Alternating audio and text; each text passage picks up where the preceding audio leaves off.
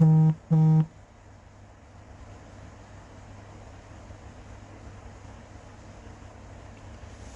गुरु जी। संगत जी,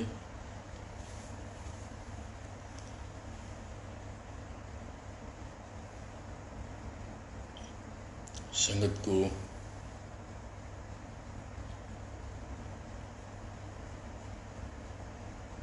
मेरा प्रणाम।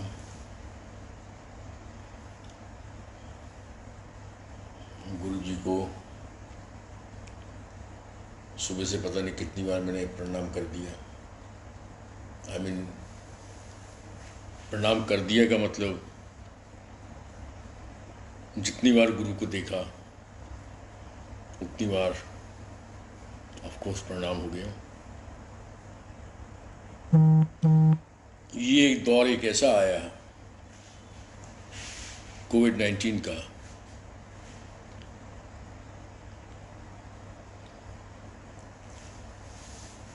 जिसने कई चीज़ें शायद समझाई और बहुत लोगों को संगत के डिफरेंट सत्संग, नई संगत के, पुरानी संगत के, वैसे नई पुरानी कुछ नहीं होती, फिर स्टिल कई लोगों को इस कोविड-19 ने गुरु के संग जोड़ा होगा। और ये सारी प्लानिंग गुरु की होती है, किसको वो अपने संग जोड़ता है। 31 मई 2007 को गुरु जी ने शरीर छोड़ा था। मैं परसों एक आंटी का सत्संग सुन रहा था। सत्संग तो मैं काफ़ी सुन रहा हूँ आजकल।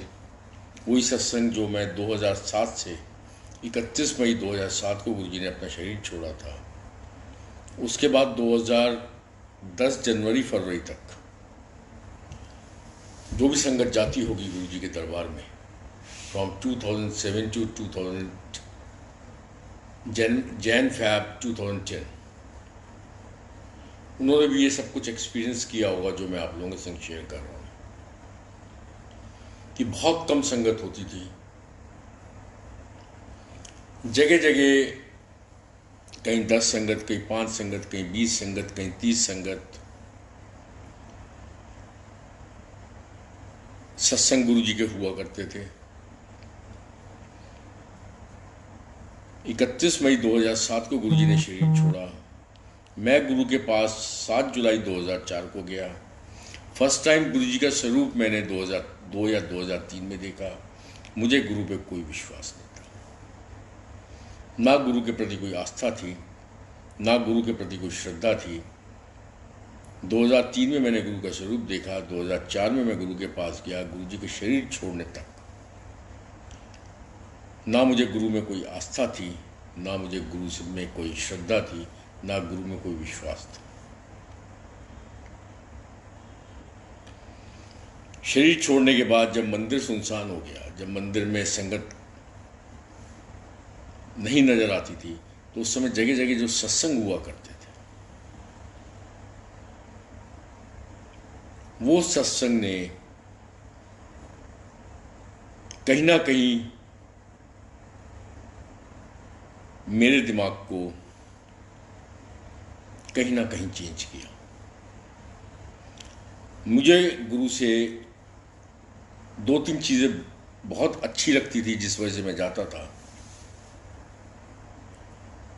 सबसे बड़ी चीज़ ये थी कि वहाँ कोई ढोंग नहीं था। एक चीज़ बहुत सिंपल, बहुत सूदिंग, द ऑरा ऑफ गुरु। गुरु जी मजाक करते सी, हम लोग इजी फील करते थे जब गुरु जी सामने बैठे होते थे। सब कष्ट, सब दुख अपने भूल जाते थे। एक ये रीज़न था मुझे गुरु के पास जाना अच्छा लगता था। दूसरा, एक बार गुरु ने दिखा दिया था, मतलब मैंने मन में ठान लिया था कि ये कोई भी सही, या ये ईश्वर हैं, या ये कोई पंडित हैं, या कोई ढोंगी बाबा हैं, ये जो भी सही, मुझे इनके पास जरूर आना है। तीसरा, अपनी मजबूरी भी थी कि मुझे जाना है। और चौथा, मुझे गुरु से थोड़ा सा एक लगाव हो गया था और सबसे मेजर बात ये थी कि मैं गुरु को नहीं मानता था, बट मैं गुरु की मानता था। जो भी गुरु कहते थे वो मैं मान लेता था। ये भी शक्ति गुरु ने मुझे दी, क्योंकि ये आसान नहीं होता। आप किसी को इज्जत नहीं करते हैं, फिर भी आप उसकी बात मानते हैं। बट शायद थोड़ा लगाव था मुझे गुरु से, इस वजह से मैं उनकी सब मान लेता था, या मेरी कंपल्शन थी, मेरी मजबूरी थी कि मेरी आँख की रोशनी जा चुकी है, उल्टी आँख की रोशनी जा सकती है, गुरु ही शायद बचाएगा। 31 मई 2007 को जब गुरु ने शरीर छोड़ा, तो जब भी मंदिर आना होता था, तो जैसे कोचर अंकल, परसों फिर एक शालिनी खेड़ा आंटी का सत्संग सुना, तो वो सब चीज़ें एक तरह से पिक्चर दोबारा से, एक तरह से रिमाइंडर मुझे आ गया। वो सब सत्संग, वो सब माहौल, हम पीछे बैठे हैं, कभी गुरुजी के गेट के पास हैं, कभी सीढ़ियों पर बैठ के हम लोग सत्संग का सुन रहे हैं। उस समय ये सब लोग, और ये सिलसिला चलता रहेगा। उस समय ये सब लोग, Shalini aunty, Kochar uncle, Anita aunty, Jetra uncle, कभी कभी जनरल कपूर, बहुत कम, उस समय ये सब लोग एक तरह से गुरु के स्कूल के टीचर थे, और मैं एक स्टूडेंट था। आज की तारीख में मैं गुरु के स्कूल का एक टीचर हूँ। शायद गुरु को, बाकी गुरु को पता, जो संगत आपके संग सत्संग शेयर कर रही है, एक वैसी मैं एनालॉजी सी बिठा रहा हूँ। जो सत्संग शेयर करता है वो एक तरह से टीचर है, आप एक तरह से स्टूडेंट हैं। कल को आप टीचर बनेंगे और नए स्टूडेंट्स पैदा होंगे, but principal will remain only one, that is our Guruji, principal of that school, the master of all masters. कोई भी आंटी, कोई भी अंकल अगर सत्संग सुनाते हैं, वो सत्संग उनका नहीं है, वो सत्संग है मास्टर ऑफ ऑल मास्टर्स का। That is my Guruji, he is teacher of all teachers, he is father of all fathers, he is mother of all mothers. किसी भी आंटी अंकल का कोई भी सत्संग हो, वो मेरा सत्संग नहीं है, वो आंटी का सत्संग नहीं है, वो किसी अंकल का सत्संग नहीं है, वो सब गुरुजी के सत्संग। अब इन्हीं सत्संग में बातें बहुत छोटी छोटी हैं। मैं जैसे गुरुजी के अंदर से ये शब्द कीर्तन सुन, बहुत संगत को कहा उन्होंने शब्द कीर्तन सुन, कई गल्लां के जवाब मिल जाएंगे। ऐसी गुरुजी के अंदर से सत्संग सुन, कई गल्लां के जवाब मिल जाएंगे। ये गुरुजी कहते थे, मैं नहीं कह रहा। आपकी हर चीज का जवाब शब्द कीर्तन में है, आपकी हर चीज का जवाब सत्संग में है। हम लोग जवाब कम ढूंढते हैं, क्योंकि यही समझ गुरु ने दी थी मुझे जब मेरी बहन को गुरुजी ने ये बोला था 2004 में कि तेरे प्रादी पुठिया खबलैस की थी, उन्होंने 5-6 साल लगेंगे गुरु नू समझने ले गुरु की होता है। तो ये भी एक समझ, एक ब्लेसिंग्स गुरु ने मुझे दी कि मैं गुरु की बातों को समझूं। जीवन कैसे जिया जाएगा, सबका देना लेना तो है। कई बार आप दिल से किसी के बारे में अच्छा सोचते हैं, ये लाइफ है, ये जीवन है। आप कई बार बहुत अच्छा सोचते हैं कि इसके संग भी अच्छा हो, लेकिन आपका और उसका मेंटल लेवल नहीं मिल पाता है। ये मेंटल लेवल नहीं मिलना, ये सब कर्मों के खेल है। दिल से अच्छा सोचना, ये गुरु की शिक्षा है। डिफरेंस को समझने की कोशिश आप करें। मेरे संग कोई उठता है, मेरे संग कोई बैठता है, मेरा मैं उससे दिल से उसके बारे में अच्छा सोचता हूँ, दिल से मैं उसके बारे में अच्छा करता हूँ, क्योंकि मेरे गुरु ने ये मुझे सिखाया हुआ है, मुझे करना है। अगर मैं कर सकता हूँ तो अच्छा करूँगा, लेकिन हो सकता मेरा उसका दिमाग नहीं मिलता। जैसे फॉर एग्जांपल मेरी बहन से 88 में लड़ाई हुई थी।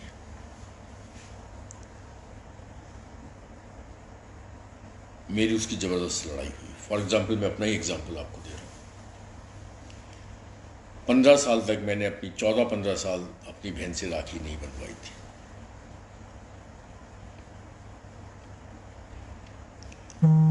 मेरा उसका मेंटल, मैं उसको उस समय तक दिल से नफरत करता था और मेरा उससे मेंटल लेवल भी नहीं मिलता था। मैं अपने जीवन का आपको एग्जांपल दे रहा हूँ। आज सन 2006 में गुरु की शिक्षा समझ के नफरत मैंने उठा के बाहर कर दी। दिल से जो मैं उसके प्रति कभी भी अच्छा नहीं सोच पाता था, वो मैंने 100% उसके लिए अच्छा सोचना शुरू कर दिया। लेकिन आज मैं 2019-20 में खड़े हैं हम लोग, हो सकता है मेरे दिमाग में और उसके दिमाग की कई बातों का व्हाट आई वांट टू से, वो कुछ सोचती होगी, मैं शायद उसका अपोजिट सोचता हूँ। लेकिन हम लोग दिल से दिल जुड़े हुए। वो मेरे लिए अच्छा करती है। जब मुझे इतनी सी भी प्रॉब्लम होगी, शील टेक केयर ऑफ माइन। उसको कोई प्रॉब्लम होगी, मैं पीछे खड़ा होने की कोशिश करता हूँ। लेकिन कई बार बातें हम लोग की नहीं मिल पाती। ये जो दिल से दिल जोड़ने वाली बात है, दिल में सफाई रखने वाली बात है, ये शिक्षा गुरु की है। और जो दिमाग से दिमाग नहीं मिलता, ये हमारे पिछले जन्मों के कर्म है जो हमें झेल रहे। एक चीज, सत्संग में गुरु ने कई चीजें हमें सिखाई हैं। जैसे नरेंद्र अंकल का सत्संग, एक आपने सब लोगों ने सुना होगा, नहीं सुना तो मैं शॉर्ट में उसको रिपीट कर रहा हूँ कि एक बार नरेंद्र अंकल को दिल्ली से भोपाल जाना था। फ्लाइट शायद उनकी 5:30 बजे की थी, इफ़ आई होप आप लोगों ने सुना हो। तो गुरुजी को वो सीडी देने आए थे। गुरुजी ने ये कहा था, लुधियाना से वो आए थे दिल्ली फ्लाइट पकड़ने के लिए। गुरुजी को सीढ़ियाँ देनी थी उस टाइम, और गुरुजी ने कहा था, नरेंद्र तू आ जाए, नाल लंगर प्रसाद भी चख लांगे।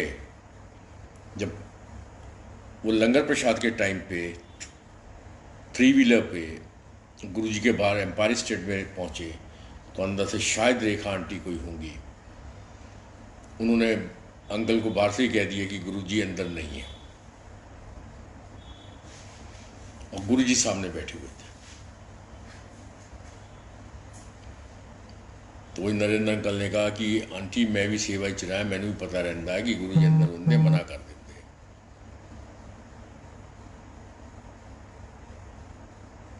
तो आंटी ने कहा वो आपके लिए होंगे, मेरे लिए अंदर नहीं है। गुरुजी सामने बैठे होंगे।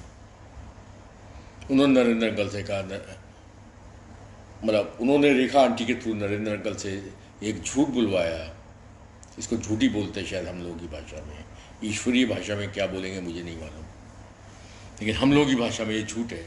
एक झूठ बुलवाया कि मैं अंदर नहीं है, उन्होंने दास दे मैं अंदर नहीं है, जबकि गुरुजी अंदर बैठे। नरेंद्र अंकल की 5:30 बजे की फ़्लाइट थी। फ़्लाइट का इंजन ख़राब हो गया। 8, साढ़े 8, 9 बजे तक कुछ नहीं हुआ। तब गुरुजी का फ़ोन आया कि सारी जाना बचान ले। एक भक्त की जान बचान ले। एक भक्त की जान बचाने के लिए मैंने पूरी फ़्लाइट आज बचाई। प्लेन ने क्रैश हो जाना सी। नरेंद्र अगर तू मेरी शक्ल देख लेंदा या मेरे संग बैठ जाता, जो भी गुरुजी ने कहा था, जिस हिसाब से वो अपनी शक्ल दिखाना चाहते हैं, आज पूरी की पूरी फ्लाइट ने क्रैश हो जाना थी। तो कई बार गुरु को भी झूठ बोलना पड़ता है कुछ अच्छा करने के लिए। तो इसमें एक बात जरूर मैं कहूँगा, भाई हम लोगों को कई बार बीवियों से झूठ बोलना पड़ता है कि घर में कलेश ना हो। अगर सब कुछ सच सच बोल देंगे तो घर में कलेश हो, फ़ायदा क्या? इससे झूठ बोल दो। ये प्रैक्टिकल चीज़ है, इसमें कोई ऐसी बात नहीं है। वैसे मैं बात कह रहा हूँ कि कुछ अच्छा करने के लिए जीवन का एक गुरु ने प्रैक्टिकल करके है, सत्संग के थ्रू। गुरु हर चीज़ सत्संग के थ्रू जवाब देती है कि कुछ अच्छा करने के लिए कई बार आपको जीवन में झूठ बोलना पड़ता है। अगर आप कुछ सच बोलोगे तो हो सकता है उससे कईयों का बुरा हो जाए।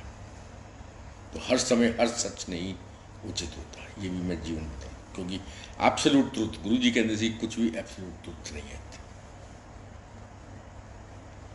एब्सोल्यूट ट्रूथ सिर्फ एक ही है, वो है गुरु। संपूर्ण सच सिर्फ एक ही है, वो है गुरु। बाकी तो हम लोगों का जीवन है जो चलता है। इस जीवन में कई बार अच्छा करने के लिए, अब मैं अपना इसी में एक एग्जांपल मैं अपना दे रहा हूं।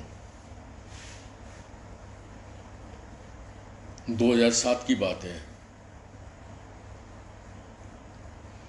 मेरी देहरादून में नई नई फैक्ट्री खुली थी। पहले मेरी फैक्ट्री आगरा में थी, तो आगरा से अगर मैं दिल्ली आता हूँ विल टेक 3 आवर्स। तो शाम को मैं 3-4 बजे चलता था आगरा से, 7 बजे के करीब मैं गुड़गांव पहुँचा, 8 साढ़े 8 बजे गुरुजी के दरबार में पहुँचा, रात को 10 बजे गुरुजी के दरबार से चला एम्पायर स्टेट से, 1 बजे आगरा वापस आ गया। तो होल डे आई वर्कड। 4 बजे मैंने जैसा मेरा काम मैंने जल्दी जल्दी निपटा के फ्री किया, गुरु के दर्शन किए, वापस आगरा आ गया।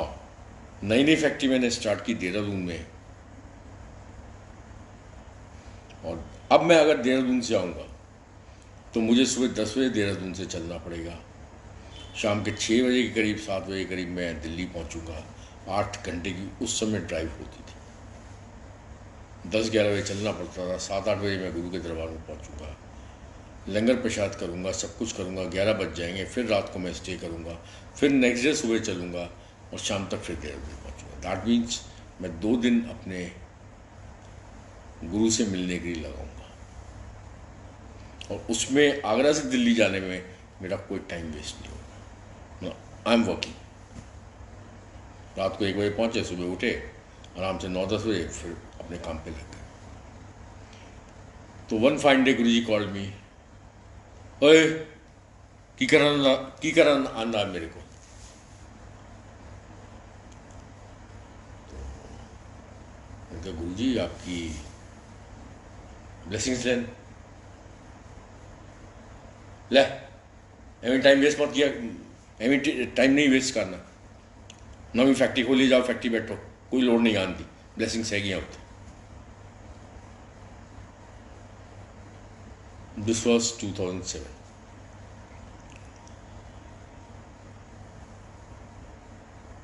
ठीक है, अब गुरु का आदेश है। तो उसके बाद से मैं करीब 1-1.25 महीना 1.5 महीना नहीं आया। एक दिन गुरुजी ने मुझे, मेरी सिस्टर को, सारी चीज़ें मेरी सिस्टर के थ्रू होती थी जिनसे मैं नफरत करता था। 1-1.25 महीने के बाद गुरुजी ने मेरी सिस्टर से कहा, और तेरा भरा कित्थे है? उसने कहा गुरुजी देहरादून है। ले वो आ क्यों नहीं रहा मेरे कोल? उसने कहा गुरुजी आपने मना किया। एवं झूठा। मैं कहा तूने मना किया? मैं मना करता कोई? उन्होंने कहा मेरे को लाया कर, उन्होंने कहा मेरे को लाया। So again same routine started कि 2 दिन 3 दिन हम गुरु के पास 2 दिन रहते थे, बाकी 3-4 दिन फैक्ट्री में काम करते थे। अब मैं जब सिस्टर से कहते हैं भी झूठ बोलता, अच्छा अब झूठ मैं तो नहीं बोल रहा था, मैं तो 100% परफेक्ट था कि गुरुजी ने कहा था भाई की करो, की लोड़ा मेरे को लान दी, पहले कम नहीं करना, नवी फैक्ट्री खोली, जाके कम करो। अब क्यों मुझे 1 महीना 1.25 महीना गुरुजी ने देहरादून में रोका? उसका रीज़न मुझे नहीं मालूम, लेकिन कोई ना कोई ब्लेसिंग्स होंगी फॉर श्योर। 100% कहीं ना कहीं कुछ गुरु कर रहा होगा फॉर श्योर।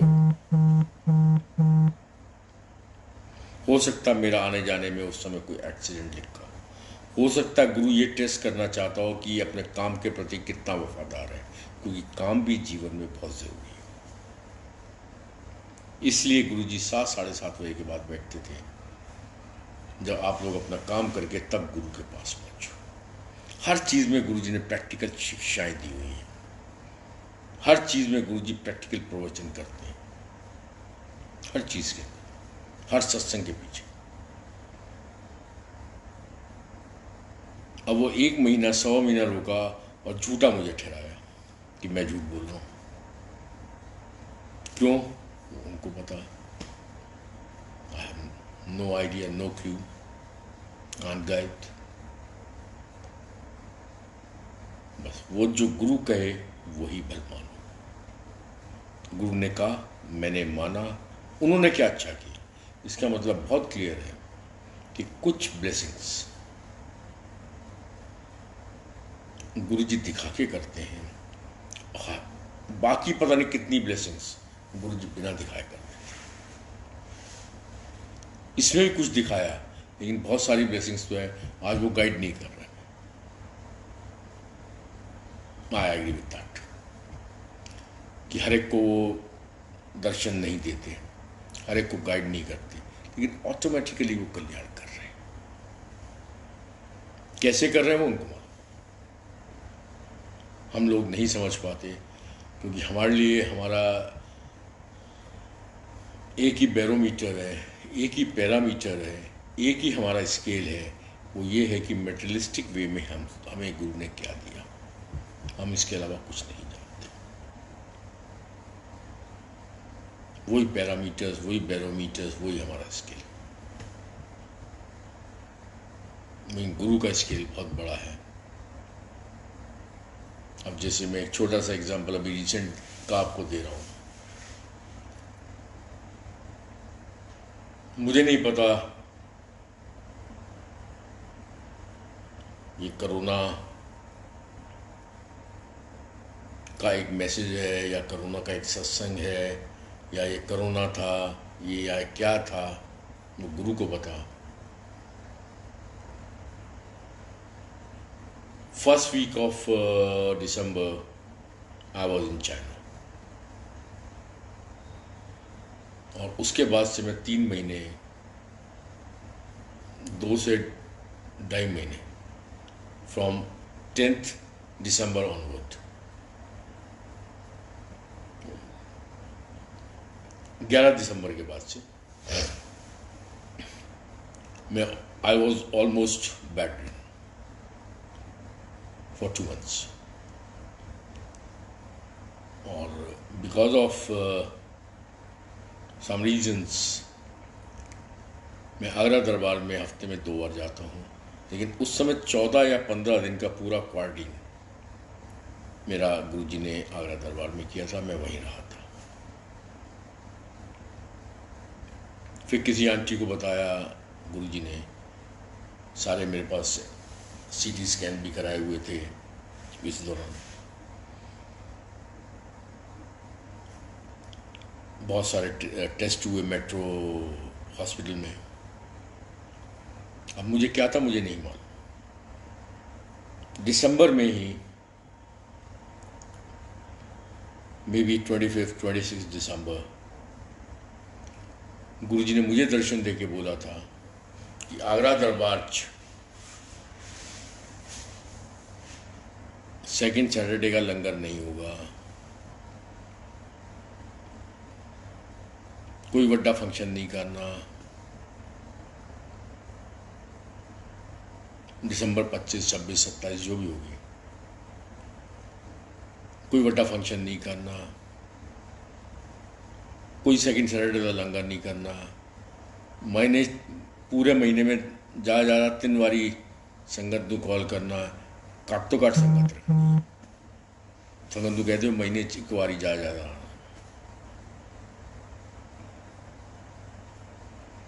मैंने अपनी आंटी को भी बता दिया, प्लस 2 4 5 10 20 आगरा के सेवादारों को बता दिया, भाई ये आदेश है गुरु का, कोई बड़ा फंक्शन नहीं होगा। तो हम लोग जो पहला बड़ा फंक्शन करते थे 31 दिसंबर वाला, वो 1 जनवरी को हमारे यहाँ एक आंटी है उनके घर में हुआ। उसके बाद दूसरा बड़ा फंक्शन लोहड़ी का होना चाहिए था, वो हम लोगों ने सेलिब्रेट नहीं किया, अलग अलग संगत ने अपने अपने घरों में किया। उसके बाद आपका महाशिवरात्रि, वो भी संगत के घरों में अपने अपने हुआ। आगरा दरबार की तरफ से कोई बड़ा फंक्शन नहीं। अब उन्होंने दिसंबर में जो बताया था और फिर ये बता दिया जुलाई के बाद 10 होंगे। अब इसका मतलब वही जानते हैं, मैं नहीं जानता, क्या बताएंगे मुझे नहीं पता। मुझे दिसंबर में दिया, मैंने आगरा में जितने भी मंदिर के सेवादार थे सबको बता दिया, भाई साहब ये सब खत्म करो, गुरु का आदेश है। मेरी आंटी रोने लगी कि गुरु जी हमसे सेवा छीनना चाहते हैं, कि हमारी सेवा में कोई कमी है। मैंने कहा हो सकता है तुम्हारी सेवा में कमी हो, मुझे क्या पता, हो सकता हम बहुत ही गलत इंसान हो गए, इस वजह से गुरु जी ने मना कर रहे हैं। We had no clue. क्योंकि दिसंबर 25 तक हम लोगों को ये क्लू ही नहीं था कि हम लोग इंडिया कोरोना काल में जाएगा। और गुरु जी ने पहले ही बताया उस समय, अब ये कोरोना बताया था या किस रीजन से बताया था ये गुरु को पता। मुझे किस रीजन से देहरादून 1.25 महीने रोका 2007 में, गुरु को पता, मुझे नहीं पता। क्यों नरेंद्र अंकल को अपनी शक्ल नहीं देखने दी उस दिन, और फिर ये बताया कि मैं तुझे बचाने के लिए मुझे पूरा प्लेन क्रैश होने से बचाना पड़ा। शक्ल देख के क्या हो जाता नरेंद्र अंकल को नहीं पता। हमें गुरु के आंसर्स नहीं ढूंढने चाहिए,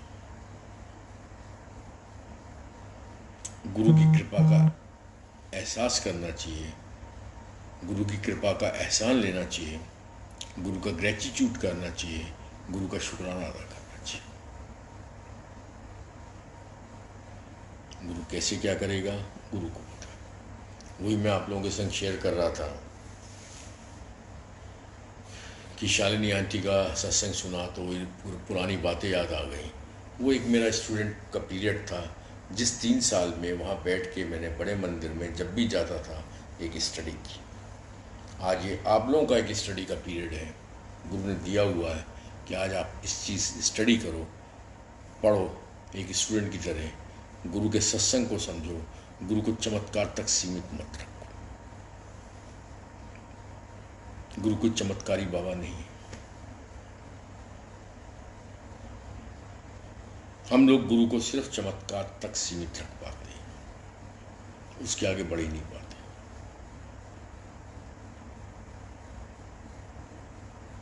– 2010 में जब मुझे गुरु के बारे में पूरी समझ आई, जो गुरु ने ब्लेस की, उसका सबसे पहले चीज़ 2 पॉइंट मैं आपके संग शेयर कर रहा हूँ।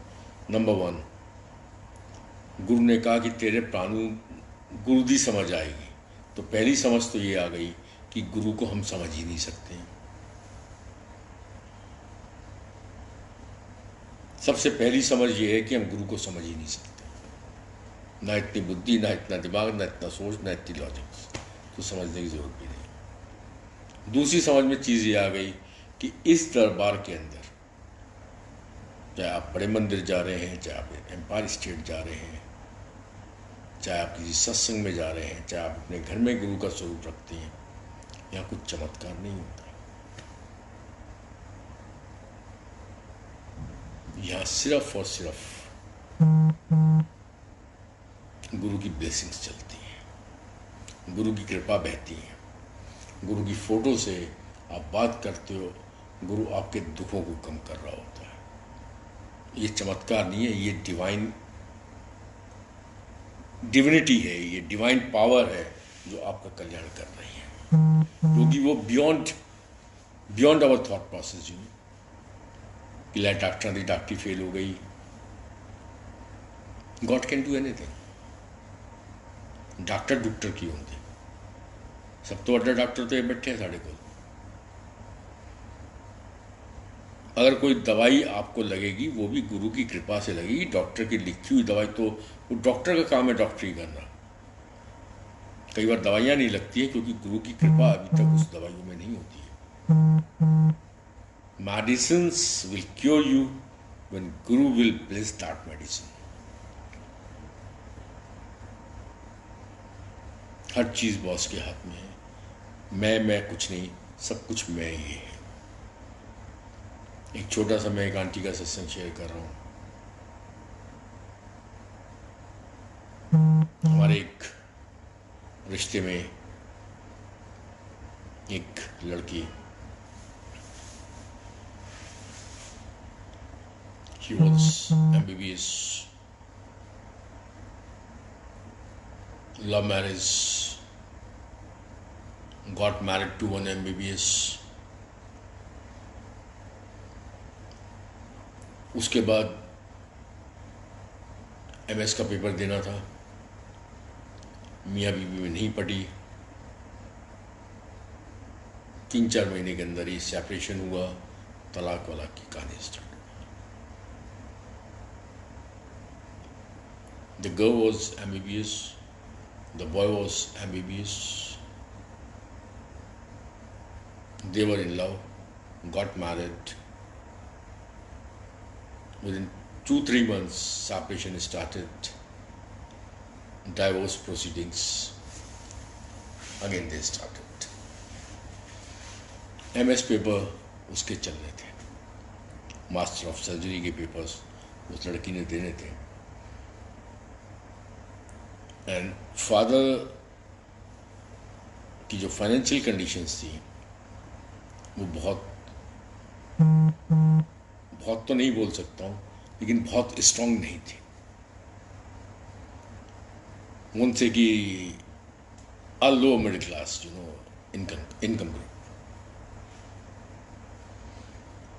अब क्योंकि इधर से सेपरेशन चल रहा है, इधर से डाइवोर्स केस फाइल हो चुका है, इधर से MS के पेपर होने हैं, इधर से ये है कि 3-4 महीने पहले ही शादी हुई है, फादर ने अपनी जमा पूंजी जो भी है वो शादी में खर्च कर दी है। तो मैं एक लड़की को अपने अंदर एक आत्मगलानी हुई है ना, आत्मा की आवाज, the voice of your conscious, एक अपने अंदर आत्मगलानी हुई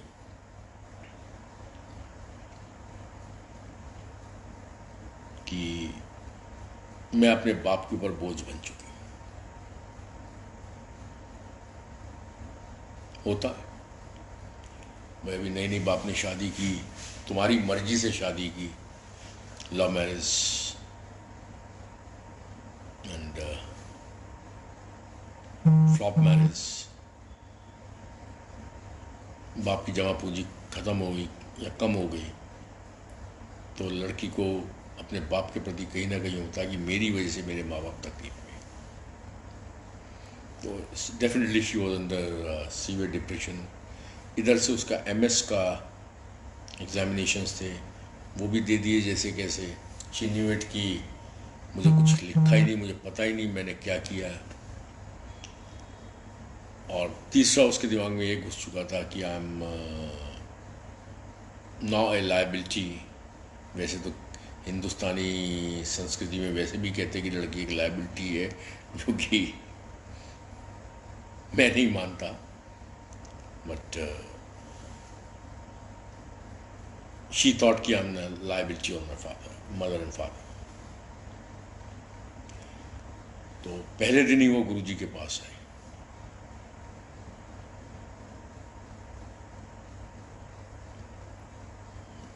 मालिक की मौज होती है,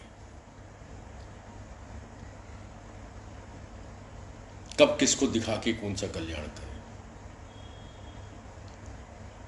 और इंसान की एक फितरत होती है, मालिक की मौज अपनी है, इंसान की फितरत अपनी है। इंसान की फितरत में ये है कि जब वो गुरु के पास आता है, हम आप कोई भी हो, जब वो गुरु के पास आता है तो उसका आने का पर्पज़ यही होता है कि जिस प्रॉब्लम से वो जूझ रहा है, जो प्रॉब्लम उसके दिमाग को खाई जा रही है, वो ये गुरु से प्रार्थना करते हैं, महाराज इस प्रॉब्लम से मुझे छुटकारा दे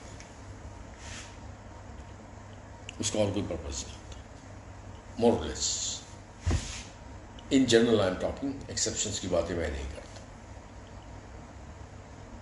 तो उस लड़की को भी यही प्रॉब्लम थी कि मैं बाप के ऊपर बोझ हूं,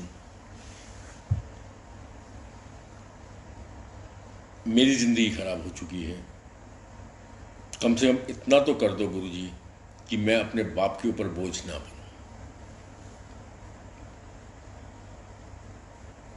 तो गुरुजी ने, जैसी वो लड़की गई गुरुजी के पास, गुरुजी ने कहा मंग की मांग दी, चल जा, जो मांगना ऊपर चली जा, छोटे मंदिर में नीचे गुरुजी बैठे, ऊपर जा, समाधि ला, जो मांगना मांग ले। आदमी सिर्फ वही मांगता है कि जो प्रॉब्लम उसके संग है।